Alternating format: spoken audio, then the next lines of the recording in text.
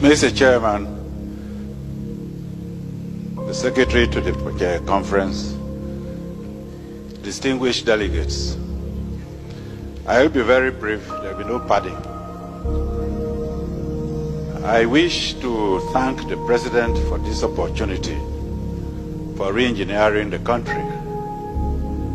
I wish to go straight to say that the problem we have in this country is because we are suffering from mental slavery.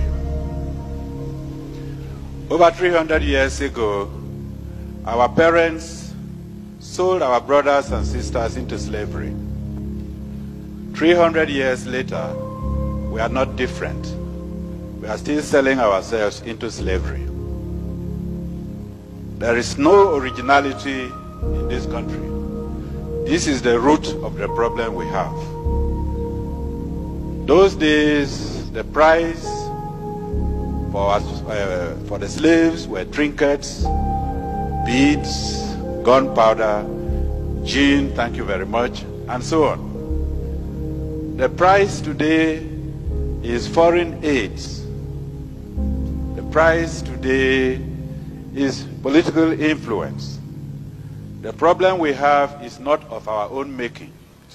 And unless we address those issues, our collusion with the colonial masters is going to cause us more problems. If we look all around, look at the ceiling, there is nothing that is new, nothing indigenous in this hall. The country itself is not indigenous. Even the coup, we are blaming the military. Even the coups that we have is not of our own making. I believe there is the author of one of the books I have read in this conference who stated that the idea of a coup was first suggested in one of the military conferences they attended in America. I will go straight to read, with your permission, Mr. Chairman, what the respected Alhaji Shehu Shagari has put in his book. And I ask every member here to get that book, because I know most members here have the book written by Clinton, but they have not put the book, they have not bought the book written by Haji Shehu Shagari.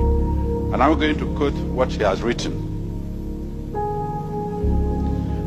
Quote, I was particularly struck by a conversation I had with a Greek professor attached to an international agency in Geneva.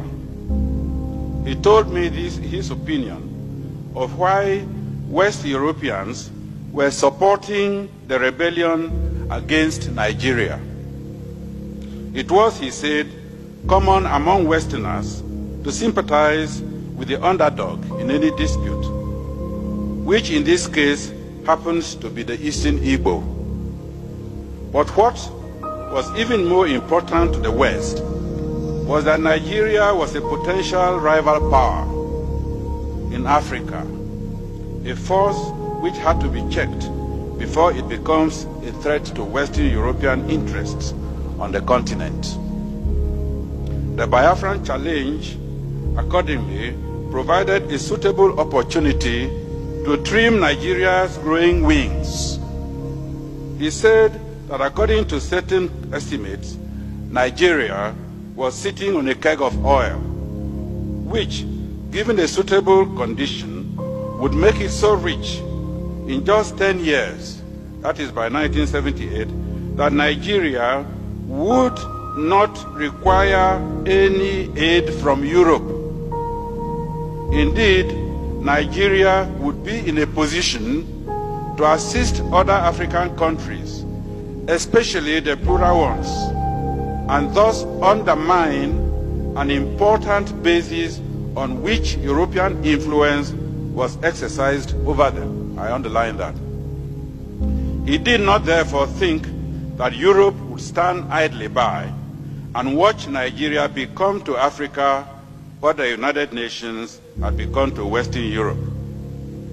The rebel enclave, on the other hand, could be encouraged to become a rich but small and manageable African country, which will still be dependent on the West, just as some small oil-rich Arab countries have been. Finally, he assured me that whatever happened in the future, the West would never allow Nigeria to develop to a position where its wealth and power would threaten West European interests in Africa. Mr. Chairman, I don't need any comment. Thank you very much. Thank you.